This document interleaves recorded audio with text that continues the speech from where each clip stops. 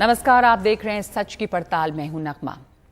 ऐसा पहली बार नहीं है कि कांग्रेस नर्म हिंदुत्व के सहारे अपनी नाव पार लगाने की कोशिश में हो। 2019 से पहले भी राहुल गांधी के जनेऊ ने खबर बनाई और मंदिरों की यात्रा पर खूब चर्चा हुई। लेकिन 2024 के लोकसभा चुनाव से पहले और मध्य प्रदेश, छत्तीसगढ़ में विधानसभा चुनावों की बिसात बिछाने में जुटी हुई कांग्रेस अपनी इस प्रतीकात्मक राजनीति को ठोस सरकारी घोषणाओं से जोड़ रही है। मध्य प्रदेश में वो रुद्राभिषेक और सुंदरकांड का पाठ कराने की बात कर रही है। उसने कई ऐलान किए हैं, जैसे कि मध्य प्रदेश में मंदिर पुजारी प्रकोष्ठ बनाया जाना है, मंदिर की जमीन पर हक के लिए आंदोलन चलेगा, 230 विधानसभा क्षेत्रों में धर्म रक्षा यात्रा की जाएगी, यहां पर सुंदरकांड के 108 पाठ होंगे, हर जिले में कथा और धार्मिक आयोजन होंगे, धर्म संवाद कार्यक्रम में धर्माचार्य शामिल होंगे। माननीय कमलनाथ जी ने ये इसलिए निर्माण किया इस प्रकोष्ठ का, ताकि धार्मिक गतिविधियों को आडंबर विहीन होकर के अच्छी तरीके से संचालित किया जा सके। इस प्रकोष्ठ के माध्यम से मैं जगह जगह अनुष्ठान, भागवत कथा, शिव पुराण, रुद्राभिषेक इत्यादि आयोजित करती हूँ। जैसे जैसे मैं जिन जगहों पे दौरा कर चुकी हूँ वहाँ पे सुंदरकांड पाठ चल रहे हैं। जो बड़ी जगह वहाँ पे श्रीमद् भागवत कथा भी अभी सबकी डेटें सुनिश्चित हो चुकी हैं, हो रही हैं। और पहले भी हम 2 साल से लगभग 30 कार्यक्रम बड़े कर चुके हैं। इससे पहले छत्तीसगढ़ में कांग्रेस ने 3 दिन का रामायण महोत्सव किया है और 1 जून से 3 जून तक चलने वाले इस महोत्सव में 10 से ज्यादा राज्यों की टीमें रहीं। दूसरे देशों से भी कलाकार आए।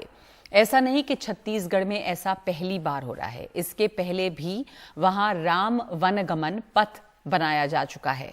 ये माना जाता है कि राम, लक्ष्मण और सीता वनवास के दौरान इसी रास्ते से गुजरे थे। इसके अलावा वहां कौशल्या के नाम पर महोत्सव हुआ है। हालत यह है कि अब छत्तीसगढ़ बीजेपी कांग्रेस पर धर्म की राजनीति करने का आरोप लगा रही है। उनका वास्तविक जो कृत्य है वो दिखाई देता है, वो पूरी तरह से राम विरोधी है। वो तुष्टीकरण की राजनीति करते हैं, रावण की पूजा को प्रोत्साहित करने वाले लोगों को प्रश्रय देते हैं, महिषासुर की पूजा करने वाले लोगों को प्रश्रय देते हैं। बीरनपुर हो, कवर्धा हो, सुकमा में हो, सब जगह तुष्टीकरण की राजनीति करते हैं। मैं तो कहता हूं कि सनातन संस्कृति और राम के प्रति भाजपा का समर्थन, भाजपा का कमिटमेंट पूरी तरह से हमेशा से बना रहा है। वैसे याद करिए कि अपनी भारत जोड़ो यात्रा के दौरान राहुल गांधी भी धार्मिक केंद्रों तक जाते रहे। उन्होंने नर्मदा की आरती में हिस्सा लिया और बेशक रोजी रोटी, रोजगार, महंगाई और सहिष्णुता की बात करते हुए भी कांग्रेस एक बार फिर बीजेपी से उसी के मैदान में उतरकर टकराने की कोशिश में है। शायद ये ख्याल भी हो कि 2024 में बीजेपी राम मंदिर निर्माण पूरा कर इसे ही चुनावी मुद्दा बनाएगी। तो सच की पड़ताल में आज का सवाल है कि मध्य प्रदेश और छत्तीसगढ़ में नरम हिंदुत्व और राम के नाम का सहारा लेने में जुटी कांग्रेस, क्या राम नाम के सहारे कांग्रेस बीजेपी को मात दे पाएगी? आपके पास रोज की तरह 3 विकल्प हैं, हाँ, नहीं और कह नहीं सकते, और आपकी राय यानी कि सच का मीटर एक ब्रेक के बाद। सबसे पहले इस बारे में चर्चा के लिए मेरे साथ जुड़े हैं वरिष्ठ पत्रकार रशीद किदवई और वरिष्ठ पत्रकार रामकृपाल सिंह। इन दोनों से समझेंगे कि दरअसल ये हो क्या रहा है। बीजेपी और कांग्रेस के बीच में जो ये जंग है कि राम किसके ज्यादा हैं और किसको वो वोट दिला पाएंगे, क्या ये झगड़ा है ये? तो रामकृपाल जी, मध्य प्रदेश में रुद्राभिषेक हो रहा है, सुंदरकांड का पाठ करा रही है कांग्रेस, क्यों करा रही है ऐसा, क्या लगता है आपको? देखिए, ये तो क्यों करा रही है तो कांग्रेस ही इसका जवाब दे पाएगी। लेकिन रही बात जो मूल सवाल आपने कहा कि कांग्रेस अगर ये दिखाने की कोशिश करेगी कि वो हिंदुत्व की तरफ जा रही है, तो इससे एक सवाल उठता है कि ये अचानक क्यों, अब तक आप नहीं थे क्या? मैं एक केवल अतीत की बात कर रहा हूं। राजीव गांधी जी प्रधानमंत्री बने, उनको राजनीति के दांव पे ज्यादा नहीं आते थे। देखिए, उन्होंने बड़े इनोसेंट थे। शाहबानों के मामले में जब आया तो एक लॉबी उनके पास पहुंची कि ये तो बड़ा गलत हो रहा है, इससे मुसलमान नाराज हो जाएगा और ये तो बहुत गलत फैसला है। 400 सीटें थी, उन्होंने कानून बदल दिया। उसके बाद दूसरी लॉबी पहुंची कि इससे तो हिंदू बहुत नाराज हो रहा है, आपने जो आया। तो फिर वो प्रेशर में आ गए। उन्होंने कहा कि अच्छा कैसे इसको रोका जा सकता है। तो याद कीजिए, मंदिर का ताला खुलवाया, शिलान्यास करवाया, और वहां पर शिलान्यास करने पर बूटा सिंह को यहां से और एनडी तिवारी को वहां से भेजा कि आप जाइए शिलान्यास स्थल पर। और उसके बाद याद होगा आपको, जब अगला चुनाव आया तो राजीव गांधी पहली बार उनको चुनाव सभा उन्होंने अयोध्या से की और कहा कि असली राम राज्य तो हम लाएंगे। नतीजा आप देख लीजिए उसके बाद कांग्रेस की हालत क्या हुई। मेरा तो ये मानना है कि आप अपनी जो आइडियोलॉजी रही है कांग्रेस की पुरानी, उस पर रहिए। आपको ये दिखावा वो दिखावा करने की जरूरत नहीं है। तो आप ये कह रहे हैं कुल मिला के कि अगर कांग्रेस इस दिखावे में शामिल होती है या कांग्रेस इस जंग में पड़ती है कि राम का सहारा वो लेने लगती है या वो धर्म की राजनीति करती है, जैसा छत्तीसगढ़ बीजेपी अब कांग्रेस पर आरोप लगा रही है, तो वो कांग्रेस के लिए बुरा होगा। छत्तीसगढ़ बीजेपी कह रही है कि ये धर्म की राजनीति कर रहे हैं। रशीद किदवई, ये क्या जरूरत पड़ रही है कि छत्तीसगढ़ में कांग्रेस ने 3 दिन का रामायण महोत्सव किया? वो कह सकते हैं कि ऐसा तो नहीं कि वो कर नहीं सकते, क्यों ना करें, वो करने के लिए आजाद हैं। पर अगर आप इसको पॉलिटिकली देखते हैं चुनाव के चश्मे से, तो क्या फिर वही रास्ते जा रही है कांग्रेस? नगमा, देखिए, कांग्रेस बिल्कुल कुछ भी खोना नहीं चाहती, अपनी जमीन बिल्कुल खोना नहीं चाहती। पिछले साल उदयपुर में कांग्रेस का एक चिंतन शिविर हुआ था जहां पर ये रिलीजियस आउटरीच प्रोग्राम की बात की थी और उत्तर भारत के बहुत से राज्य जिसमें मध्य प्रदेश और छत्तीसगढ़ भी शामिल था, हिंदी भाषी प्रदेशों की तरफ से ये मांग उठी थी बाकायदा विधिवत तरीके से कि जितने भी धार्मिक उत्सव होते हैं और जो धार्मिक अनुष्ठान होते हैं उसमें भी कांग्रेस जो है आगे बढ़ करके सरगर्मी से हिस्सा ले। कमलनाथ जो कांग्रेस के मध्य प्रदेश के अध्यक्ष हैं, उन्होंने छिंदवाड़ा में एक हनुमान जी की एक बहुत ऊंची प्रतिमा, जो उनका मानना यह है कि देश में सबसे ऊंची प्रतिमा है, उसको वहां लगाया है और हनुमान जयंती को बड़े जोर शोर से मनाते हैं। कांग्रेस का कहना यह है कि भेद उनका और भाजपा का यह है कि कांग्रेस का जो धार्मिक जो रिलीजियस आउटरीच प्रोग्राम है उसमें कोई नफरत का भाव नहीं है, दूसरे धर्मों के प्रति कोई तिरस्कार नहीं है, सबको साथ ले जाने की बात है। लेकिन कांग्रेस अपने आप को बहुसंख्यक समुदाय के साथ नगमा जोड़ना चाहती है। आप ये भी स्मरण करें कि तो फिर क्या ये भी कहा जाए कि बहुसंख्यक समाज जो है वो पूरी तरह बीजेपी के साथ चला गया है, या कांग्रेस को ये लगता है कि उनके साथ नहीं है लोग, तो अब जोड़ने की जरूरत है क्योंकि राम वन गमन पथ बन गया है। जैसे छत्तीसगढ़ में भी कौशल्या महोत्सव हुआ है, राम लक्ष्मण और सीता वनवास के दौरान जिन रास्तों से गुजरे थे वहां पर ये पथ बना है।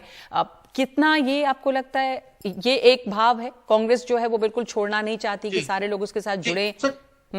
तो नगमा, मुझे लगता है कि भूपेश बघेल और कमलनाथ का आकलन है और उसमें कांग्रेस लीडरशिप जो मल्लिकार्जुन खड़गे और राहुल गांधी वगैरह है वो भी उसमें सब शामिल है, मतलब एक मत है। उन्हें लगता है कि कोई भी चीज हमें ऐसा एक संदेश नहीं देना चाहिए कि जैसे कांग्रेस जो है बहुसंख्यकों से अलग है या बहुसंख्यकों की जो उनके जो धर्म और मान्यताएं है उससे कांग्रेस अलग है। कांग्रेस उसमें अपने आप को जोड़ के रखती है, लेकिन इसका ये मतलब नहीं है कि वो जो अगर हम बहुसंख्यक की बात करते हैं तो अल्पसंख्यकों के प्रति कोई किसी किस्म का अन्याय हो या कोई जुल्म ज्यादती हो। तो कांग्रेस जो है ये दो नाव की सवारी कर रही है और उन्हें ऐसा लगता है कि वो दो नाव की सवारी करने में सक्षम है।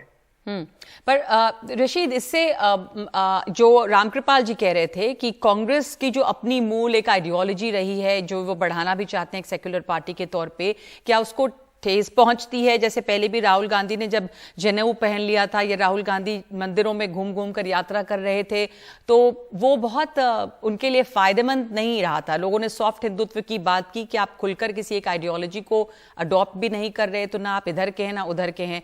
क्या इस मुश्किल में कांग्रेस फंस सकती है या वो बीजेपी को उसके ही गेम पे हरा सकती है? जी नगमा, आपका और रामकृपाल जी का कहना बिल्कुल उचित है। ये थोड़ा सा कठिन वो, लेकिन देखिए पैकेज में कांग्रेस शामिल कर रही है। एक तरफ कमलनाथ हैं जो एक अच्छे एडमिनिस्ट्रेटर की उनकी शोहरत है, केंद्र में मंत्री रह चुके हैं, यहाँ पर एंटी इनकम्बेंसी मध्य प्रदेश में माहौल है, तमाम ऐसी चीजें हैं। तो उन सबको एक पैकेज डील की तरह कांग्रेस प्रस्तुत कर रही है, सिर्फ धर्म के सहारे जो है राजनीति नहीं कर रही है। और एक बात मैं कहूंगा कि 1999 में कांग्रेस ने एक वर्किंग कमेटी ने उनकी कार्य समिति एक रेजोल्यूशन पास किया था नगमा, उसका सिर्फ मैं उल्लेख करना चाहूंगा। उसमें लिखा था कि Hinduism is a sole guarantor of secularism in India. ये सोनिया गांधी की सदारत में ये प्रस्ताव पेश हुआ है। तो ये कांग्रेस की सोच है। शिवसेना के साथ उन्होंने अलायंस किया है, नरसिम्हा राव भी उनके साथ थे। तो ये सब चीजें जो है इसकी पूरी पृष्ठभूमि है। तो एक दिन का ये जी नहीं है। जी, तो जिसकी आप बात कर रहे हैं, रामकृपाल जी रशीद जिसकी बात कर रहे हैं कि सोनिया गांधी की सदारत में प्रस्ताव पास हुआ था, तो कांग्रेस कहीं भी बहुसंख्यक विरोधी नहीं है, लेकिन बीजेपी जो एक इमेज बना रही है कि कांग्रेस बहुसंख्यक विरोधी है या अल्पसंख्यकों की पार्टी है, क्या कांग्रेस अपने इस तरह के कार्यक्रमों या ऐलानों जो छत्तीसगढ़ में या मध्य प्रदेश में भी दिखाई दे रहा है कि पुजारी प्रकोष्ठ बनाया जा रहा है, सुंदरकांड पाठ हो रहा है, रुद्राभिषेक हो रहा है, इसको वो डिफीट कर पाएगी जो बीजेपी ने उसकी छवि बनाई है? और आपको लगता है या नुकसान होगा कांग्रेस को इससे? देखिए नगमा जी, जो रशीद भाई कह रहे थे, मैं कई चीजों से सहमत हूं, लेकिन एक बात हमें समझनी चाहिए। किसी भी पार्टी की जो गुठली होती है, जिसको कोर स्ट्रेंथ बोलते हैं जी, बाकी वोट कितना भी मिल जाए, कांग्रेस की कोर स्ट्रेंथ जो रही है, जब कांग्रेस सफल होती थी तो पूरे देश में उसकी कोर स्ट्रेंथ जिसको हम कहते हैं वो क्या थी? माइनॉरिटी, दलित और सवर्णों में एक पर्टिकुलर वर्ग, ये उसकी कोर स्ट्रेंथ हुआ करती थी। 20-25% जैसे किसी की भी होती है, जो समाजवादी पार्टी की कोर स्ट्रेंथ होती है, उस पर जब बाकी लोग आते हैं जो इधर से उधर जाते रहते हैं, तब जाके सत्ता मिलती है। कांग्रेस को सोचना चाहिए कि मेरी कोर स्ट्रेंथ जो थी उसमें से एक महत्वपूर्ण, जो माइनॉरिटी इनको बाबरी विध्वंस के बाद छोड़ करके चली गई थी कांग्रेस को, और वो जगह जगह रीजनल पार्टियों के साथ चली गई थी। बंगाल में चाहे वो सीपीएम के ममता के, बिहार में मुलायम के, कांसीराम के साथ, मायावती के साथ जी, वो कर्नाटक में पहली बार ये मैसेज आया है कि वो इन टोटो कांग्रेस की तरफ लौटी है।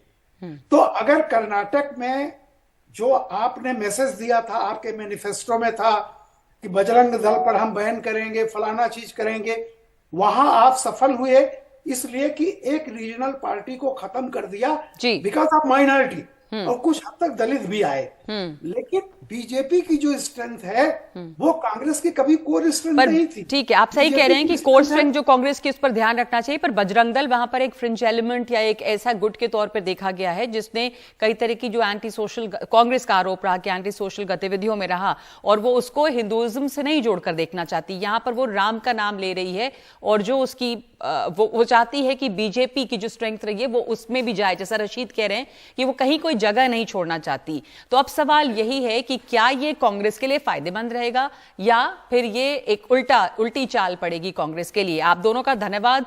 हमारे पास इतना ही समय है इस पर चर्चा करने के लिए, क्योंकि अब समय है कि हम जाने कि लोग इस पर क्या सोचते हैं। तो बताएंगे सच की पड़ताल में एक ब्रेक के बाद। सच का मीटर यानी आपकी राय इस सवाल पे क्या है?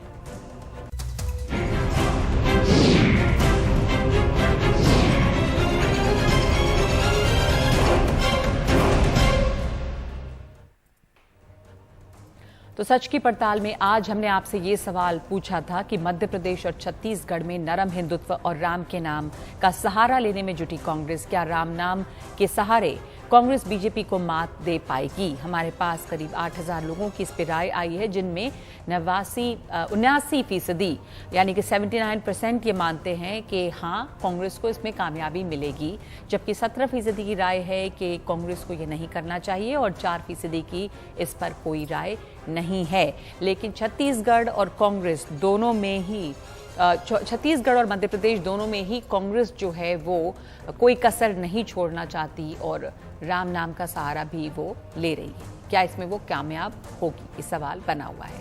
सच की पड़ताल में आज के लिए इतना ही।